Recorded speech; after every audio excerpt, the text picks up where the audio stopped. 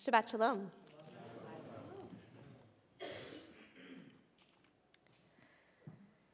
My sister Stephanie was called to the Torah as a bat mitzvah at the chapel at Patrick Air Force Base in the spring of 1997.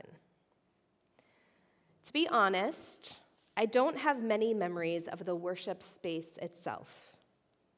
I remember a wooden lectern and hard wooden pews, but besides that, I don't remember much about the space. I grew up attending Temple Israel in Merritt Island. In 1996, the temple leadership decided to sell our building on Merritt Island and build a new synagogue in Melbourne, Florida. For a period, we were without a permanent home. We worshiped in a school cafeteria and in the chapel at Patrick Air Force Base.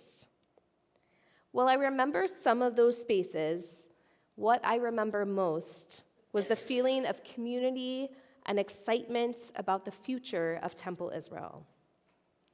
That experience has stayed with me, and it is one that I find myself reflecting on again today. 20 years later, our Temple Israel of West Palm Beach, is in a similar position. We are on the move. I said 20, but I meant 30. 30. I can do math. My dad would be very upset. Temple Israel of West Palm Beach is in a similar position. We are on the move, a move to a new permanent location at 2101 North Australian. As we shared in a recent communication with the congregation, from January 10th through the end of February, we will hold all our Friday evening Erev Shabbat services and Saturday morning Torah study at Holy Trinity Church. The hope being that we will transition back to a new temporary worship space at 2101. Transitions like this remind us that community extends beyond walls, and sometimes even beyond religions. We appreciate that without hesitation, our friends at Holy Trinity agreed to host Temple Israel and allow us to use their beautiful sanctuary. Yet this generosity carries even deeper meaning in our current moment. It may seem like an easy ask, but with the rise of anti-Semitism, we see this as a powerful act of friendship and support in a time when Jews are being targeted. This hospitality is not accidental, it's courageous. We extend our heartfelt thanks to the clergy, staff, and congregation of Holy Trinity for their warmth and generosity. Their magnificent campus, less than 2 miles from our current home, has long been a source of support and friendship. At the same time, change, even when rooted in partnership, can bring up complex feelings. We acknowledge that for some of us, the idea of Jewish worship within a church may be unfamiliar or even uncomfortable. Understandably, the question of whether Jews can hold worship experiences in a church has come up for centuries. One issue that often arises when considering Jewish worship in a church space is iconography, visual symbols of Christianity, specifically the image of Jesus that may feel emotionally or theologically challenging. There have been many recorded debates throughout the generations about the relationship between Jews and other religions, specifically Christianity. Early rabbinic sources shaped by lived experiences and historical trauma struggled to categorize Christianity, calling it idolatry. Over time, however, particularly beginning in the Middle Ages, Jewish thought evolved.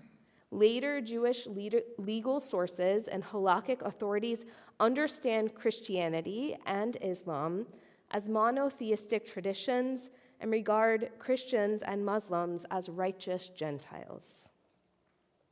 In addition, many Jewish legal thinkers emphasize that the sanctity of a space is not inherent in its walls, but created by how we use it.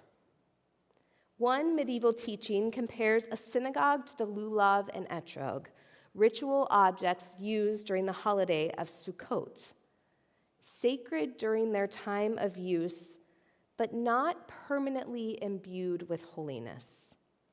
In this understanding, holiness is activated through purpose and intention, not architecture alone. Which brings us to a core question. What actually makes a space sacred in Judaism? The Torah's first model of sacred space was the Mishkan, a dwelling place for holiness that was intentionally temporary and portable.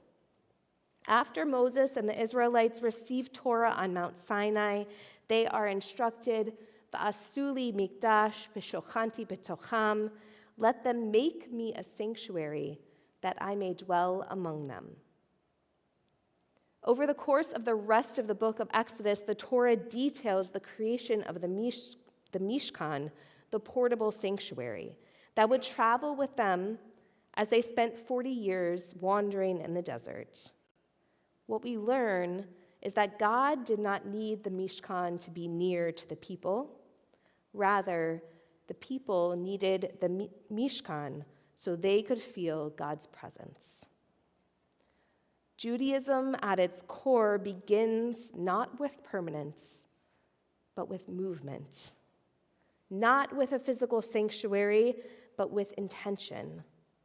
Holiness was something that the people carried with them wherever their journey took them.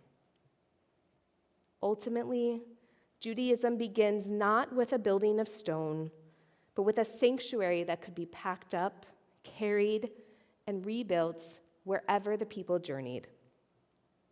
And so when we find ourselves gathering for Jewish worship in a church, temporarily and with intention, we are not abandoning our tradition.